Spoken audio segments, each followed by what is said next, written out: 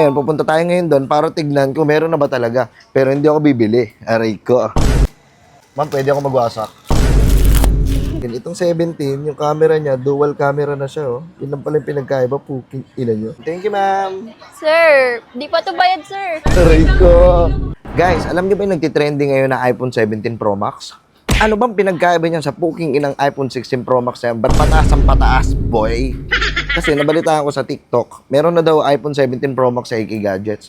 Ngayon, pupunta tayo ngayon doon para tignan kung meron na ba talaga. Pero hindi ako bibili. Aray ko. Titignan ko lang. Ano ba tignan? Check ko lang kung ano po yung nagkaiba niya.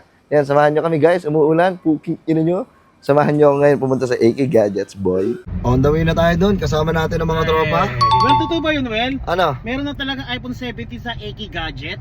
Kaya ka pupuntahan nga. Gaganting ko lang doon. Nandun na kami. Yun, nandito na tayo sa AK Gadgets. Meron niya talaga. Meron silang deep blue. Ano to, madam? Cosmic orange. Silver. Silver. Okay, legit nga talaga pero mas legit ako ipapa-unboxing natin. Yun, i-unboxing niya na.